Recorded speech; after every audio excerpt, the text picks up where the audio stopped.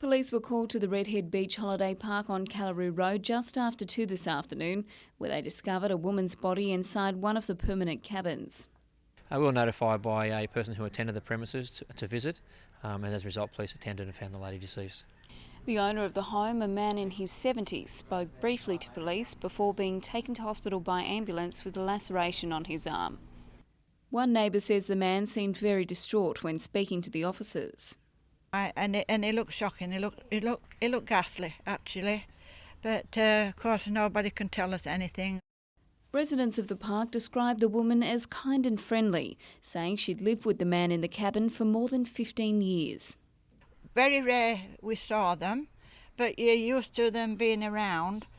She helps at the charity shops and the church and things like that. Authorities have not yet divulged the woman's cause of death, but say they're treating the case as suspicious. There were reports of a strong smell of gas inside and around the cabin. Police say they're yet to lay charges in relation to the incident. Jessica Phillis, NBN News. Now more than ever, it looks like Newcastle's late-night party scene is set to change.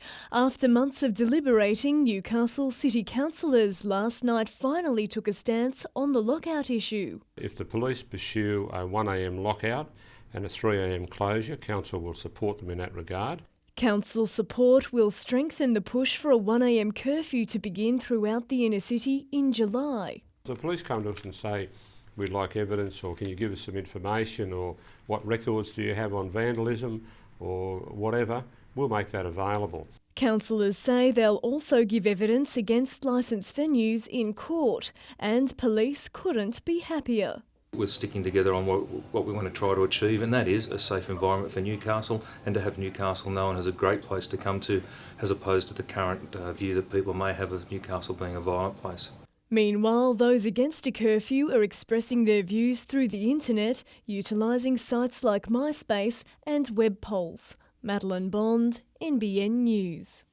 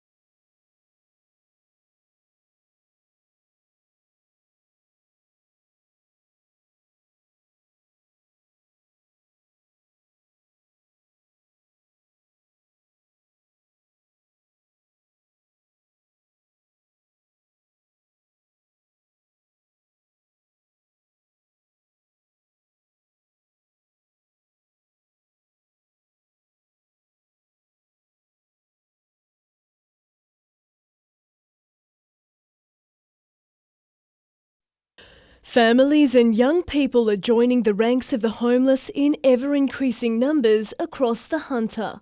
There's something like 3,000 people on any one night who don't have secure access to housing. Alarmingly, nearly half of those people are aged under 25, while 1/4 are aged between just 12 and 18.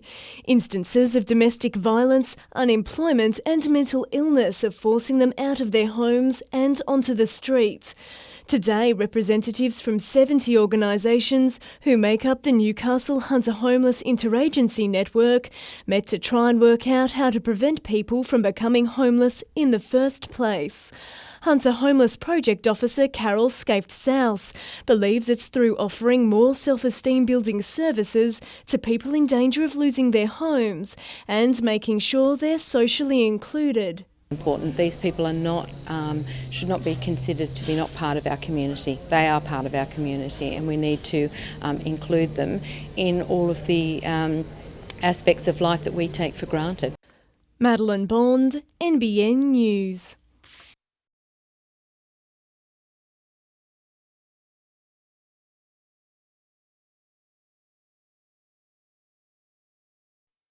Mrs McNaughton couldn't contain her excitement as the ship rounded Nobbies. She let go the first of 3 salutes. The former Lady Mayoress clearly got a buzz out of pulling the trigger. One of the greatest privileges of my life to have had the launching and the commissioning and now welcoming her home firing the gun. In an extremely rare event, the ship returned fire with its 3-pound signalling gun. They normally don't do that. They've got to get special permission before they can actually fire the gun. And the Admiral has in fact gave them permission to return fire today. The ship will be open to the public on Friday afternoon between 3 and 6 o'clock as part of its goodwill visit to the city during its current break in manoeuvres. Today was the first arrival in the city for Officer of the Watch, Lieutenant Daniel Lord from Mayfield East. I think it was rather fitting that I should come in on Newcastle into Newcastle, being a local myself. It's also a special visit for crewman Danon Evans from Waratah, who managed to steal a kiss from fiancée Stacey Kopko. The ship sails at 10 a.m. on Saturday. Paul Lobb, NBN News.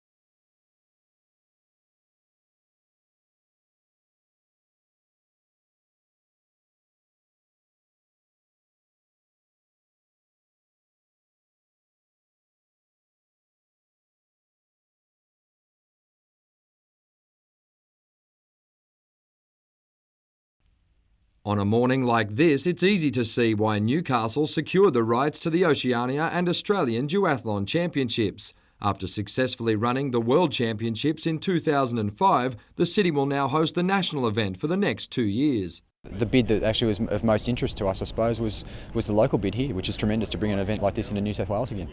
The state government agreed, chipping in a $10,000 grant. It's a fantastic investment in a great area. Fresh from a second place at the International Triathlon in Byron Bay, Redhead's Boyd Conrick is looking forward to the home course advantage. The format of a 10k run, 40k bike leg and another 5k run expected to test even the best. And it offers a little bit of everything. It's pretty difficult, pretty technical, and 6 times through King Edward Park the competitors will know about it. For Conrick, the duathlon will be a final hit-out before leaving for major events in Europe. A recent foot injury could hinder his chance of claiming line honours. So my run leg's probably not as good as it could be, but I've really worked my swim and bike lately, so I should hopefully be strong on the bike anyway. Organisers are hoping the public won't just be cheering from the sideline. It's open to anybody who wants to enter, basically. You can have a bike, you can have a pair of running shoes if you want to enter the race. It's open to everybody. The race takes place on the foreshore on the 10th of June. Mitchell Hughes, NBN News.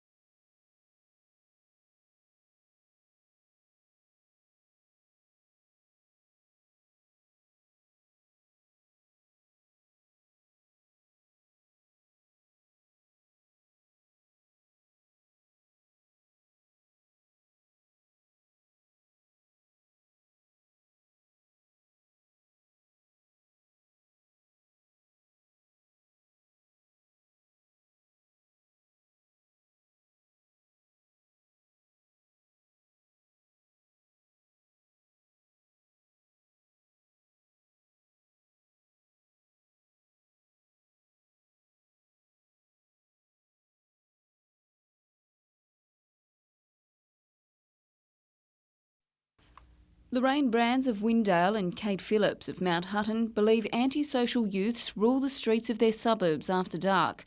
The pair say residents are sick of feeling like prisoners in their own homes, listening to hoons roaring around the main roads. They race around here and squeal the tyres and cheer each other on and just make a lot of noise. It's exhaust, it's braking, it's the car screeching up the road. It's just virtually full bore. Lorraine, who's lived in Windale for 20 years, says the situation's reached crisis point, with police resources stretched to the limit. They have to prioritise things. Now, if they've got a fight to break up or some sort of whatever it may be, of course we're going to come on the bottom, and that's fair enough if people's lives are in danger.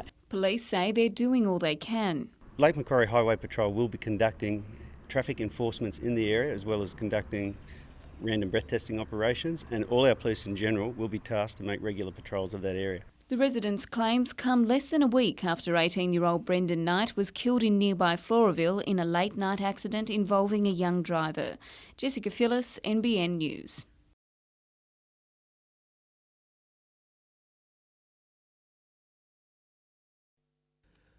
With law and order currently high on the public agenda, a strong police presence kept watch on the Cabinet visit.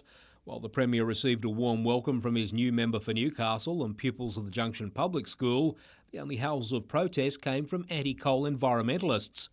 Showing his awareness of public concern about alcohol-related violence in Newcastle at weekends, Maurice Yemmer announced state government agencies will join the current campaign to tackle the problem. Working with the police, identifying the hotspots and targeting those hotspots for a reduction in antisocial behaviour and a reduction in street-level assaults.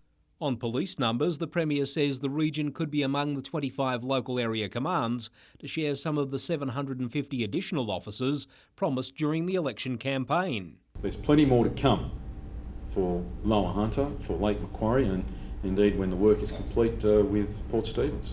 While Cabinet only met for less than an hour, another of the region's issues, transport, registered on the government's radar, including the proposed Glendale interchange. Glendale, I've just had a briefing from the Mayor, who's made a very valid point, and one that we'll investigate, about a potential bridge crossing to relieve traffic pressures. And the government also revealed it's received several expressions of interest for development of the former BHP Steelworks site, which are now being assessed. Gary Blair, NBN News.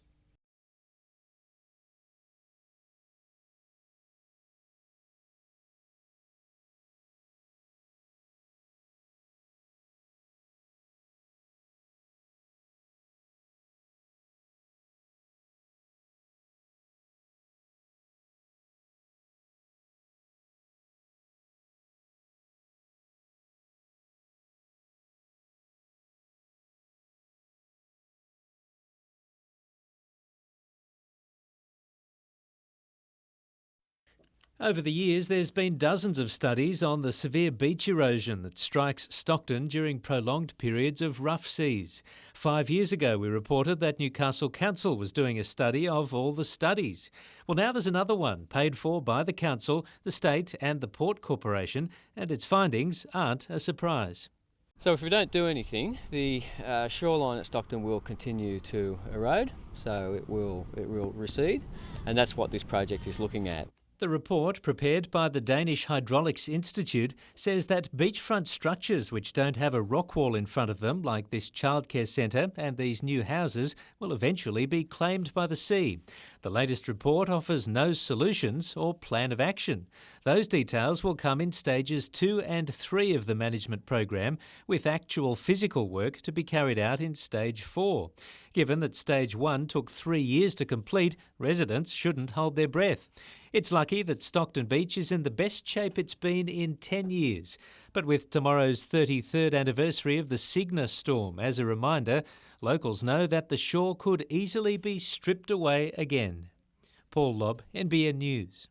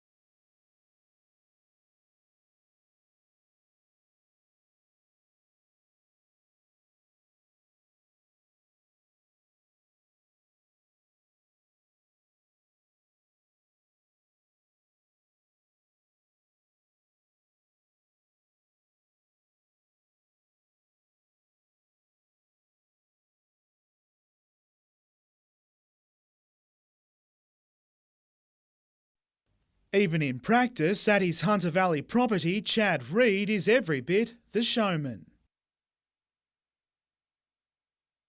Earning $8 million last year, the former World Supercross champion could have gone on holiday anywhere. But this visit home is very much about fixing things in his own backyard. He says the current Aussie series is disappointing and he intends to do something about it. This is where I started, and year after year I come back here and I get to watch some races, and it's not where I want it to be and not where I think it can be. Starting a new company, the 25-year-old is investing his own money. He's also going to race the first 3 seasons, meaning he'll pretty much compete all year round. This series will kind of get me back up to speed, get back up to fitness, and just use that as a kind of a stepping stone to go back into the World Championships and the American stuff in the US. 6 rounds have been pencilled in for the New Look series next year. The goal is for 10, with at least 1 in Newcastle and scope for New Zealand and Asia. It's given promoters plenty to look forward to, with the current format languishing. This year's Supercross was nearly a joke. There was only 5 rounds, none of them were in major cities. It just wasn't good. But no, having Chad involved in a Supercross series in Australia will be tremendous. Adam McIlrick, NBN News. Happy to be back on home soil, Blues captain Danny Badiris gave a frank assessment of the second half of Origin 1. We just couldn't stop them. we were probably getting off them a bit too quick, and their big boys played really well. Last night, teammate Jared Mullen was his own harshest critic. I was pretty disappointed with my game. As a halfback, should be leading them around. I don't think I did that to my best ability tonight. In the light of day and with more time to reflect, little had changed. Super disappointed with my own performance as a halfback. You need to get all those little things right, like your kicking game and stuff like that, and I didn't think I did that last night. But the Origin rookie won't use nerves as an excuse. Obviously I was nervous, I get nervous before every game, but I had a lot of good players around me that helped me out, so I was sweet during the game. Despite the loss, Badiris and Knights forward Steve Simpson both made solid contributions in a losing side. In what was at times a bruising encounter, no one's night finished as bad as Kurt Gidley's. After waiting 52 minutes for his first taste of Origin, this seemingly routine tackle ended his Blues experience. X-rays tomorrow morning will assess the damage to his AC joint, with the best case scenario a return for the Knights in 3 to 4 weeks. The worst case scenario could see him out for 3 months. Mitchell Hughes, NBN News.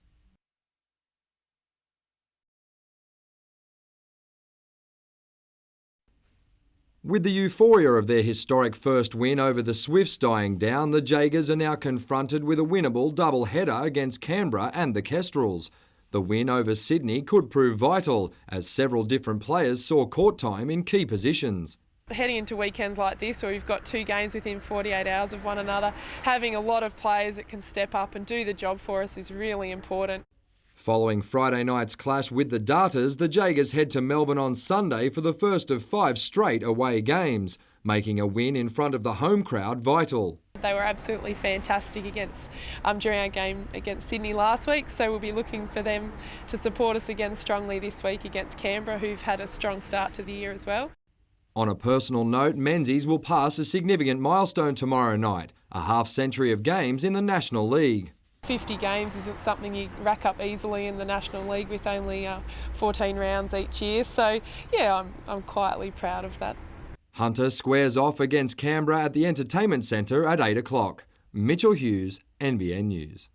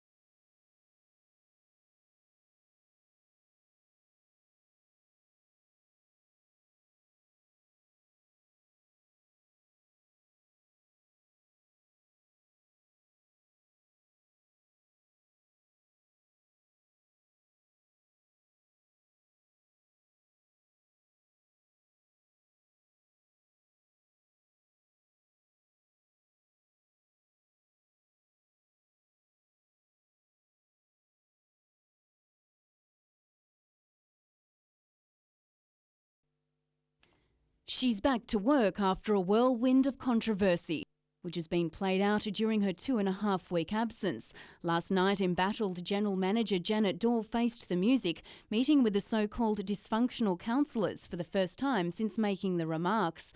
And while she refused to comment about the meeting today, she vowed to get on with the job. Pleased to be back and working on the management plan and looking forward to the future. Finalising the budget and management plan by June 19 is certainly a task which will keep her busy. Council's received a record 832 submissions from ratepayers about proposed service cuts. We'll lay out all the options and impacts for each of the service cut changes. We'll do a full report on all the submissions and provide councillors with the choices that they have the tough part to do. And while many are concerned about the future of community childcare centres and Blackbutt Reserve, Councillor Helen O'Neill says a proposed $200,000 cut to the Community Assistance Program has been overlooked.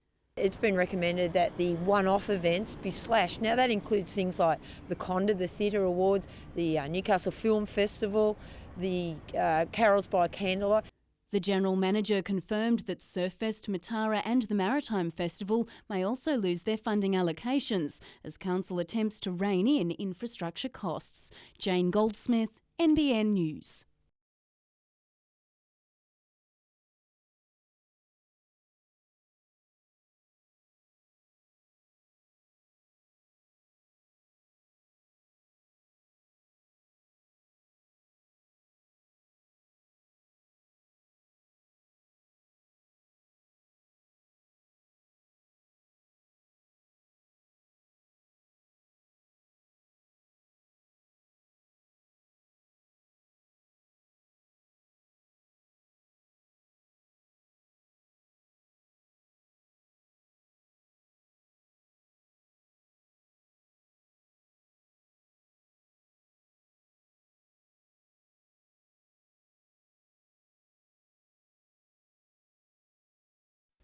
Meet Brighty, a young squirrel glider who was abandoned by his mother but has clearly become attached to animal carer Linda Stevenson. It's extremely satisfying being able to release an animal back into the wild and knowing you've done your little bit to help conserve our wildlife.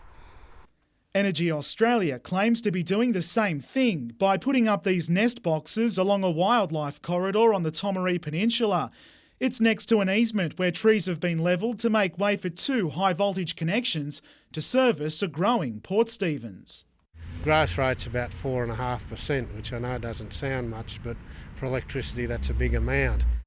The energy giant recently conducted its own survey which shows a third of the 200 hollow log homes are being used, and if carers have one complaint, it's that the boxes weren't in early enough.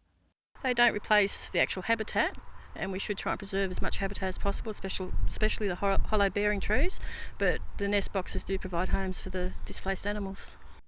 It'll be some time before Brighty takes up residence in the boxes, while the second high voltage power line should be finished by next September. Adam McKilrick, NBN News.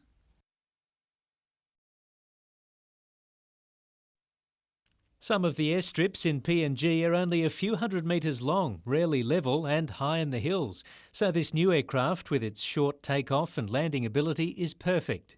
The church has raised $1.8 million to buy the plane, which will soon join a fleet of 2 smaller ones carrying out vital work in the mountainous country.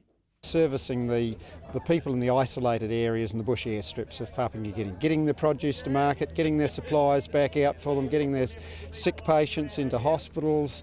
Some of the pilots who've flown for the church in PNG over the past 40 years gathered today to see the new aircraft. Veteran airman Len Barnard says the service remains vital. More so now than before. The populations have increased and the people are more dependent upon us. With the plane, they have access to facilities they never would possibly have without the services of a plane. So that doesn't matter whether we've come to bring in a nurse or a teacher, or whether we've just simply come in to do something for the village. The reaction is somebody in the outside world knows about us, cares about us, and has come to do something to help us. Paul Lobb, NBN News.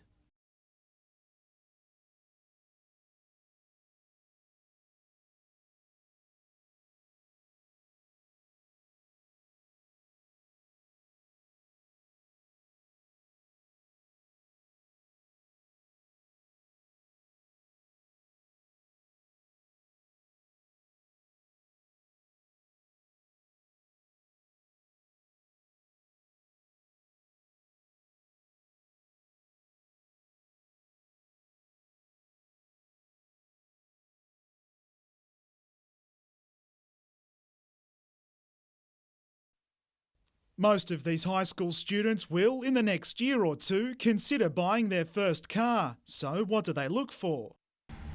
I'd like a black one. I don't know. I haven't really thought about it. And that's the problem, according to the Office of Fair Trading. Too many young people don't know what's involved with purchasing a car. I look for just like a good-looking car, obviously. That's a bit too obvious, says Motor Vehicle Inspector George Galea. I don't necessarily go for the shiny car if it hasn't been detailed and it looks like it's got a fair bit of dust on it. To me, that's probably a more genuine looking car rather than one that's just had a bright, shiny detail. And the devil, we're told, is in the detail. You just have to know where to look. The program, called Revved Up, tours high schools and shows students how to scrutinise sale contracts, financial services and the car itself to avoid being diddled like the private sale in which a car was sold with a box trailer rego sticker. In another instance, a car was sold without the buyer knowing the reverse gear didn't work. A fifth of all complaints to the consumer watchdog relate to motor vehicles. The do's and do nots are endless, but here's where to make a start. Again, the Office of Fair Trading has a website to make sure that you're buying a car that has been fully paid for by the previous owner. Adam McIlwright, NBN News.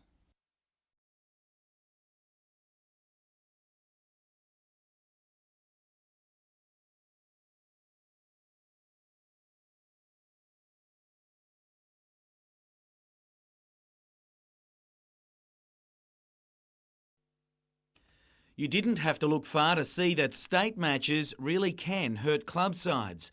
With Kurt Gidley shouldering his problems, Steve Simpson today nursed a calf strain, while Danny Badera saw the club specialist about his foot.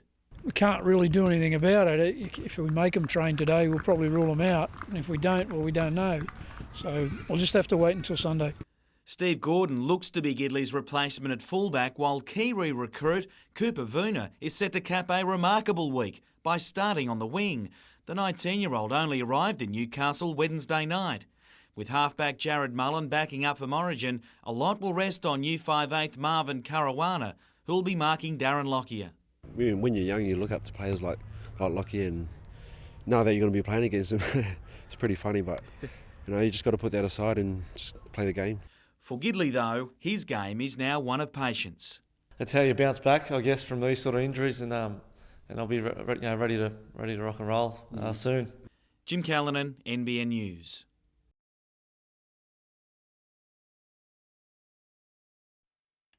In his role at hooker, Adrian McNabb is used to guiding teams around, but now his leadership comes in the form of the captaincy, with regular skipper Paul Skovgaard out injured. Yeah, something that I'll remember forever. Captaining Newcastle's come along unexpectedly, I suppose, through Scovy getting injured, but yeah, mate, very honoured to do so. It also meant a recall for his Cessnock teammate Kane Bradley. Halfback for Newcastle's successful 2003 campaign, he went on to represent country before suffering a potential career-ending injury 2 years later. Now he's back and in the number 6. Running the ball a lot more and yeah, I think part of my game's improved that way and obviously it has because they still think of me as to play rep footy. Both will be hoping to back up for Sunday's match against Macquarie in Newcastle Rugby League. Ladder leaders Lakes United are away to the Bay in the top of the table clash, while both Wests and Wyong face tough challenges if they're to keep pace with the top 5.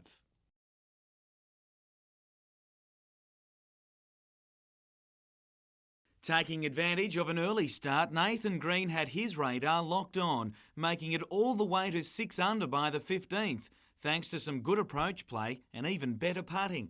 His only blemish came on 16 with a double bogey, but another birdie saw him finish 5 under. The greens are perfect, probably the best greens I've played all year, and it's a good old style layout. You get rewarded for playing smart. Chased in by the rain, Green also beat the severe weather, which lashed the course and brought an early end to the day's play. Meanwhile, Elibarna's Nick Flanagan continues his hot form on the nationwide tour.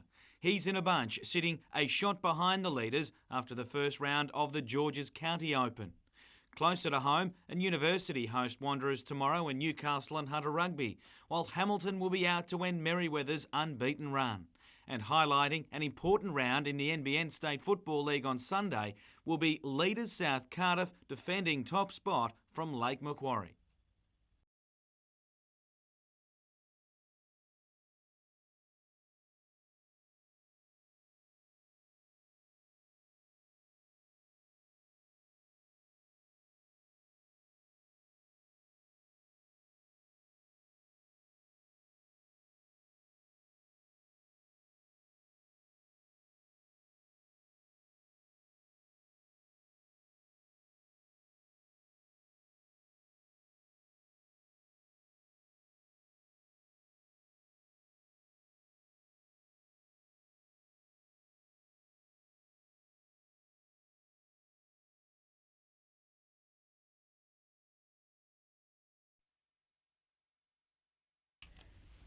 If this tune sounds familiar, that's because it's the song that saw Mount Hutton's Morgan Evans blow the judges away and win the Road to Tamworth competition, along with its career-launching prize pool back in January. The competition's been an amazing kind of help for me, just opening doors that I've been trying to open for 9 years on my own.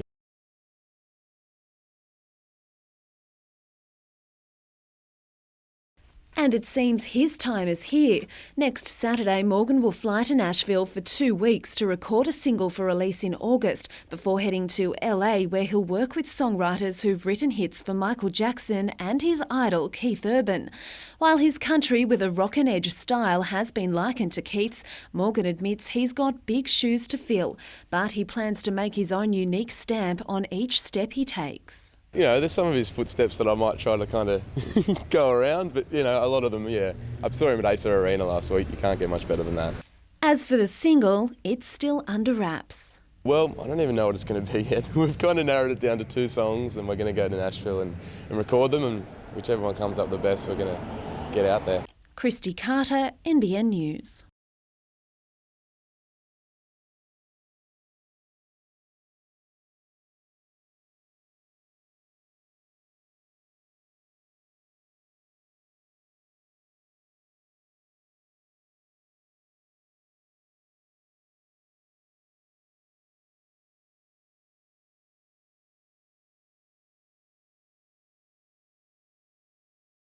Helping those kids achieve their highest potential possible in their life and making life a bit easier for them and their families.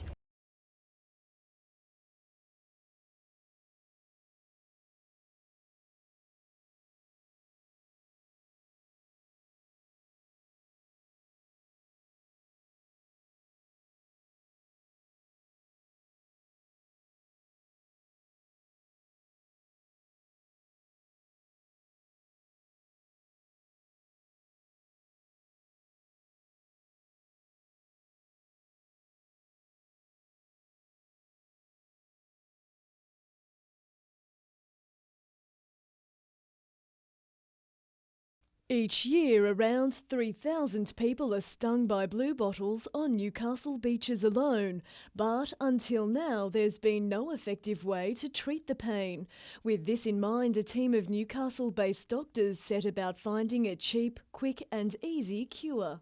There's been some research in the past where they've looked at other jellyfish, animal experiments where they've heated up the venom and showed that it doesn't work. So we thought, well, if we could heat the venom up in the patients, then we could actually treat the pain of bluebottle stings.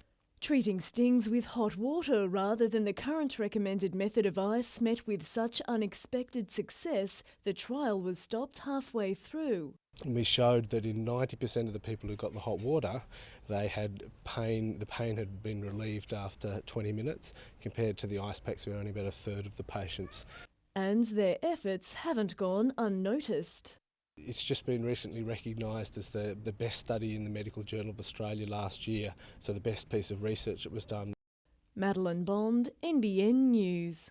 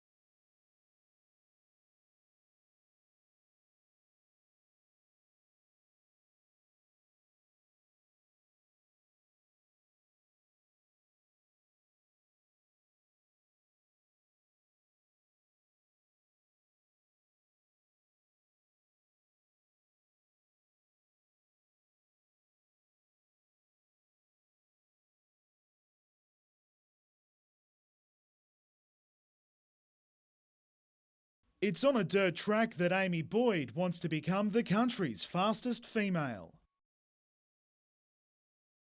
And ranked among the top 5 women, she's almost there, yet the teenager knows she has a lot to learn and even more to gain on the way to making a career out of motocross. I'm just a privateer, I have to pay for everything, but I'm up there with them, so hopefully I get what they get. They being the professionals Amy races week in, week out, and next Sunday it's the second round of the National Series to be hosted by her home club at Awabba for the first time. There's a lot of good girls out there and hopefully I can prove that I am one of the best in Australia. Amy began riding dirt bikes roughly at the same time she started kindergarten, and since finishing school last year has given motocross a real shake. She races every weekend somewhere in this state or even other states. She doesn't know any different. This is her way of life.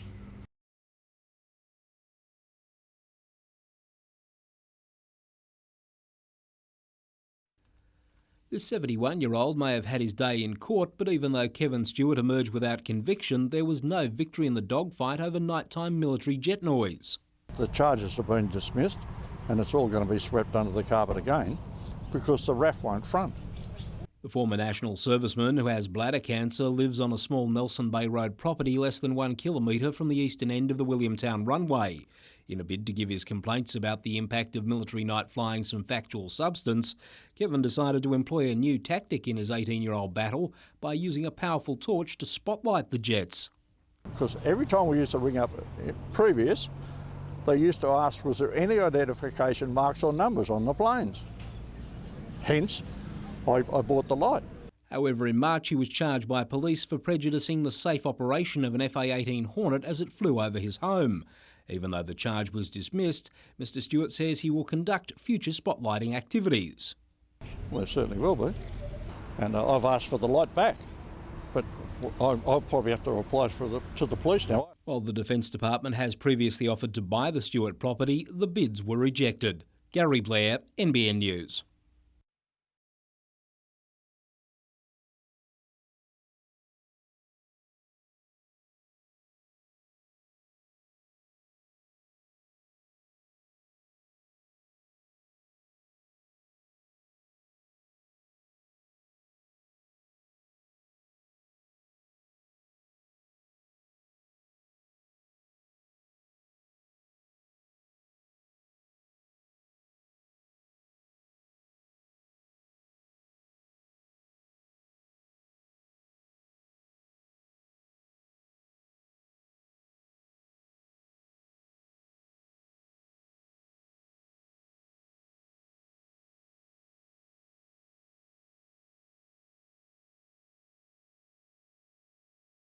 In just 1 week, this website has gained support from almost 1,000 people, dedicated to fighting the proposed 1am lockout on Newcastle's pubs and clubs.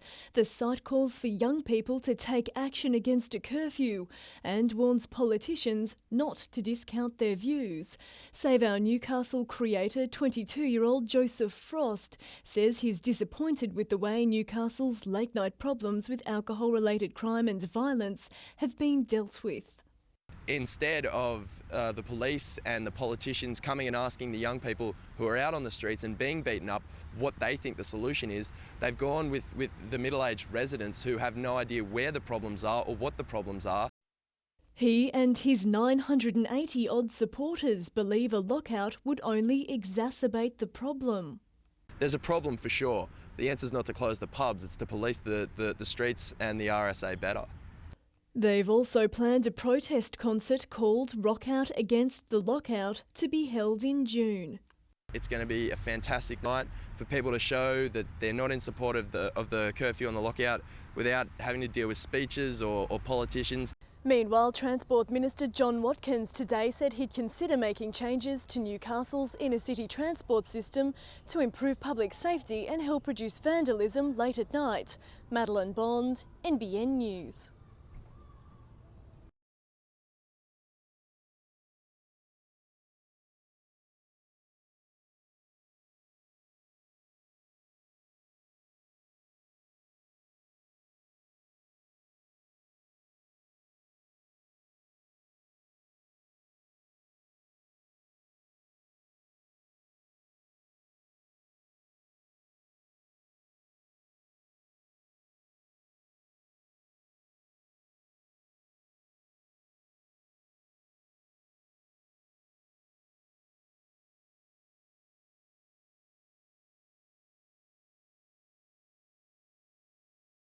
Finding the motivation to lace up the running shoes during these cooler months is a challenge faced by many. It becomes all too easy to stack on the kilos, but health experts say it's vital to stay focused. Latest figures released by New South Wales Health show more than half of people in the Hunter aged 16 or older are overweight or obese. No doubt partly responsible is the fact that 46% of us are not getting enough exercise. It's important for people to, I think, to try and get into some sort of routine to make exercise a regular part of their life. Find something that they like doing, perhaps doing it in a group so there's a bit more incentive to get out there and do it and not let your friends down. And it seems health-conscious individuals are cottoning on, with team exercise options becoming increasingly popular. Philippa, Pippin and Helen form part of the Women Out Walking group, which meets every Friday. I just love getting out. It's some wonderful locations locally that we can walk in so close to home, and I feel better at the end of it, and I can just feel it doing me good. And whether it's the social aspect or the weight loss motivator, group walkers tend to be more committed to an exercise routine. It's rather nice on Thursday night to think, oh, I've got my walk in the morning, that's lovely, I'm looking forward to seeing the other girls. Jessica Phyllis, NBN News.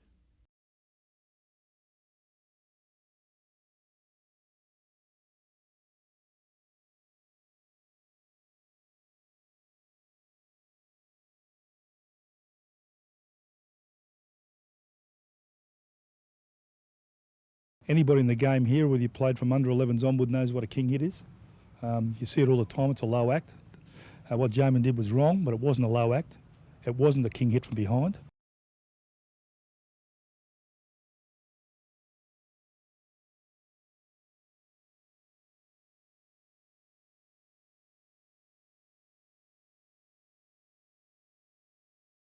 It should have been a happy day at the Newton household. Instead, it was raw emotion. Less than 24 hours after playing his 100th game for Newcastle, the country rep sought and was granted an immediate release. As a young bloke, I wanted to be here for life. And that's the hardest thing. The timing couldn't have been worse, given the club's record loss against Brisbane yesterday and a mounting injury toll. But Newton says that result had nothing to do with a decision he's been wrestling with for weeks, after being told he wasn't required next year by coach Brian Smith. I won't go into my relationship with Brian Smith, but I will say to the people that say, oh, why can't you stick it out for the rest of the year? I just don't see the point when you're not happy. It's not just Clint disappointed. The Newton family is red and blue through and through. Parents Jackie and Jack rarely miss a match, with his famous golfing father, the club's #1 ticket holder. I'll still be passionate about the Knights, but probably the flame's not as bright as it once was. Mindful of Newton's feelings, the club isn't going to stand in his way, but they don't believe there's more who wish to follow suit. Change is inevitable, and we need to make sure that the changes we make are the right ones. That's the key. Back with an English passport and an offer to join the London Harlequins, that shapes as Newton's next stop. Jim Callanan, NBN News.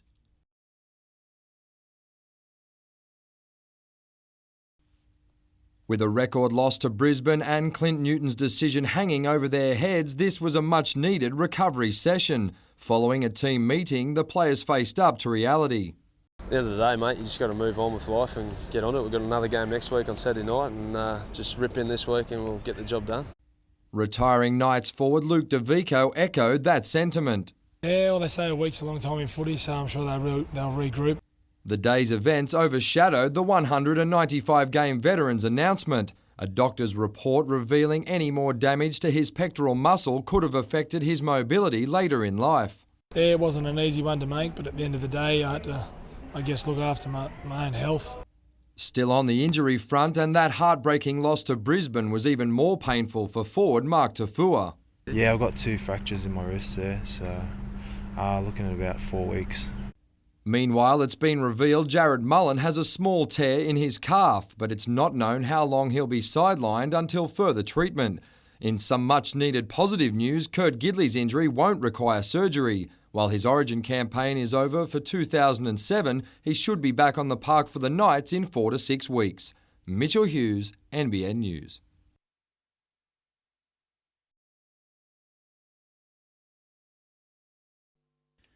A great run home had Green racing up the leaderboard and to his best finish this year. It would have meant another $60,000 US, but Green will still be encouraged with his good form. Meanwhile, Elibana's Nick Flanagan also finished in a share of fifth with the blistering last round 66 at the Georges County Open. He remains on top of the nationwide tour standings. Back to the bikes, and the bad run for the Hunters Brock Parks continues in the World Supersport Series. In terrible conditions at Silverstone, he actually raced out to the lead after just a handful of laps, but soon took a comfortable hold of second before disaster halfway through the 28-lap race.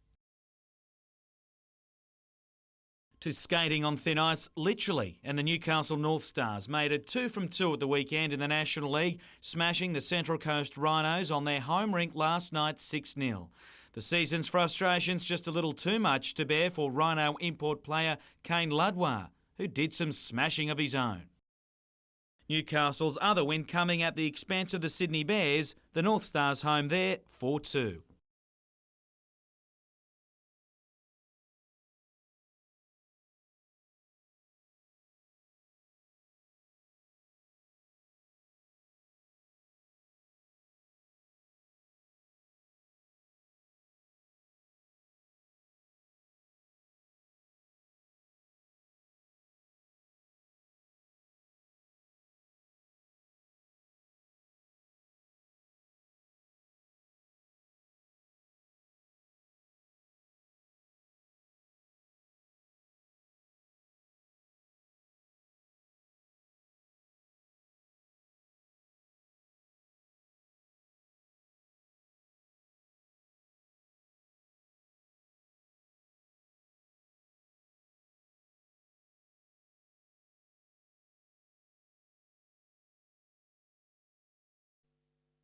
Lake Macquarie's thin blue line has had enough.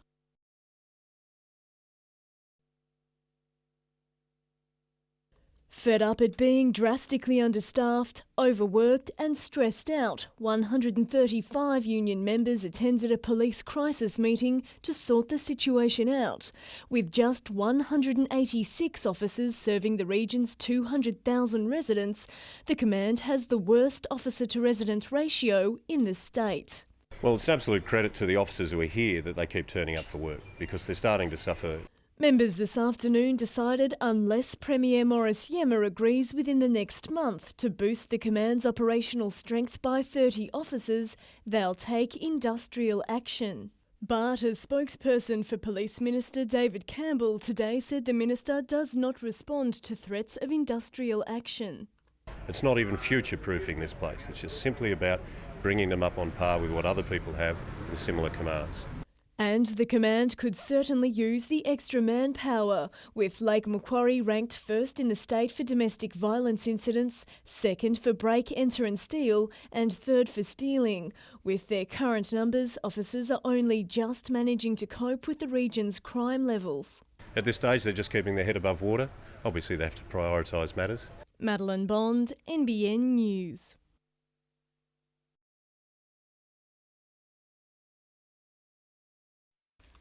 It's one of the most extensive acts of vandalism police say they've seen in suburban Newcastle in some time. The mess extends over several hundred metres, from Swan Street through Kitchener Parade and even into Nesca Parade.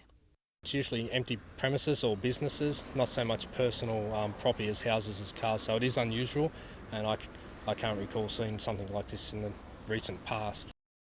Up to 40 properties have been affected, including several vehicles. Sam Slee had both his and his partner's car tagged. Basically all side panels in the passenger side, or just spray painted. Bit of effort to get them off. Pretty annoyed. The different kinds of spray paint, writing styles and the sheer volume of graffiti lead police to believe more than one person was responsible. They say they've already several leads and will be door-knocking homes as part of the investigation. If we do identify someone who has committed this offence, we may be able to link them to a whole heap of different offences. So if there are people out there who haven't reported stuff, we encourage them to do that. Jessica Phyllis, NBN News.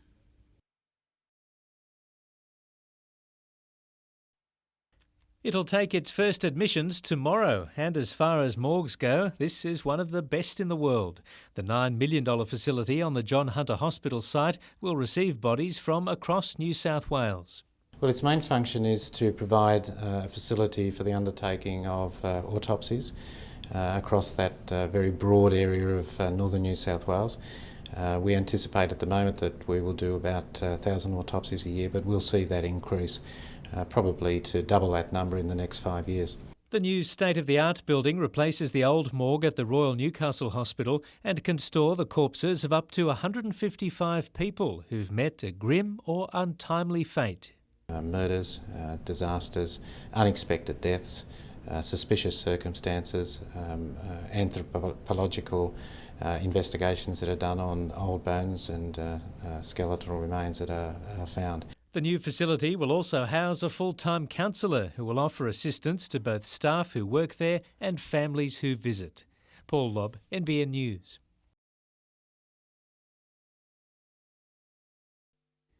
It's no secret taxis are in short supply on the weekend in Newcastle. With just 159 cabs operating in the city, hundreds of people are left waiting on the street. While it's still being developed, there's a plan for a so-called secure taxi rank near the Crown and Anchor Hotel to provide a safe alternative. There'll be security there, there will be police presence. The idea is people want to get home, they come to that particular point and they either get on a bus or they get in a taxi. And while it's only a minor step, it's hoped this little book of vouchers may also help. Passengers order a taxi from a hotel, the venue records their details and issues the voucher. Basically it's for driver safety and to maybe stop people from walking the streets trying to find a taxi. They'll stay at the premises because they know that they should get one. Meanwhile, Newcastle councillor Aaron Buman has proposed free parking for the first 15 minutes to encourage people back to the city. Notice of motion goes to council week Tuesday, where I'm sure my colleagues will see merit in this because as council have said time and time again, it's not about revenue, it's about turnover of parking spaces. Jane Goldsmith, NBN News.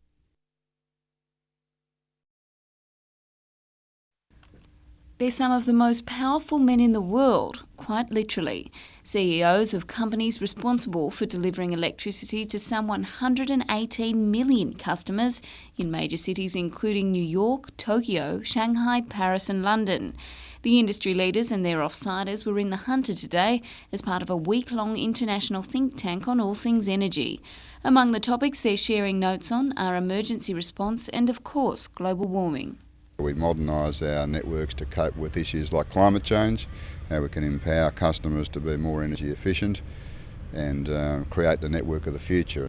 The officials toured the CSIRO's Steel River headquarters, where they were briefed on clean coal technologies and alternative energies. Kevin Burke, the CEO of Consolidated Edison in America, has bold ambitions for the supply of electricity to 3 million plus customers in energy-hungry Manhattan.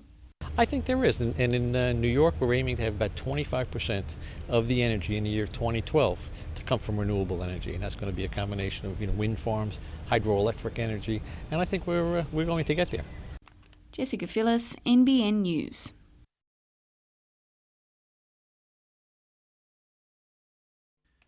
Feeling a little under siege given the events of the past few days, Knights management wanted to make one thing clear today. Coach Brian Smith isn't out to erode the fabric of the club, but he is there to make changes. The boys and I talked through with everyone, not just the ones that are off contract, but everyone, about the standards of professionalism that were expected, and that's a bit different to what's been expected in the past. As for Newton packing his bags and heading to Melbourne, Smith says that suited the player more than the club. It's just business. It's a business deal. If it's best for him and it works out okay for the club, and I have certainly no problem in it. Newton remained defiant today, saying he doesn't like the way the club is heading, with several teammates set to leave Newcastle at the season's end. You can't replace that overnight. That's a lot of history and it's a lot of club dedication and that is gone. As for his new club, Newton plans to leave for Melbourne within 48 hours and be playing by the following weekend. I get to go to a club that that actually think that I can contribute a lot to their side. Newcastle play the Storm in July. Jim Callanan, NBN News.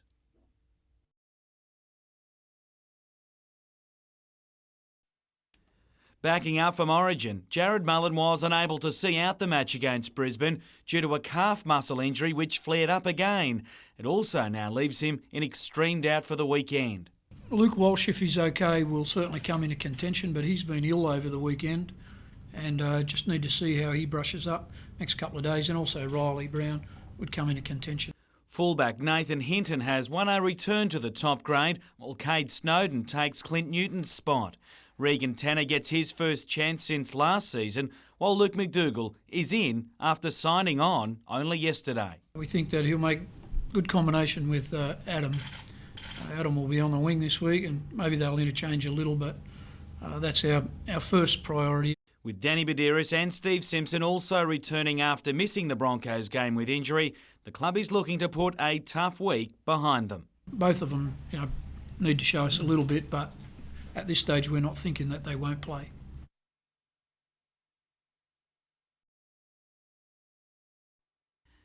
You can't miss his size, and you wouldn't want to find out just how hard Bobby Tuimoalunga hits, but the power is obvious. He's simply built to be a boxer. Winning a state belt in a short but distinguished amateur career, he's about to step into the professional ranks. No, it's a big step, it's a big jump, and with the big boys now, so I'm looking forward to learning more and look forward to the big fights coming up, yes. And what a way to make his debut, with none other than former league player come boxer John Hopawade pencilled in as his first opponent in late July. Hopper's the one that we accepted, and they're the one we're training for. Anything else that comes along, if it doesn't, it'll be a bonus for us, but we want Hopawade. That's the one we want. And Bobby is ready for the hype that will come with facing a fighter like Hopawade. You got to take that into consideration and deal with it and enjoy the pressure while it's there. Until then, the training will continue every day until July 23. He's good now. He's going to be a lot better, and he's going to be a force to be reckoned with. Jim Callanan, NBN News.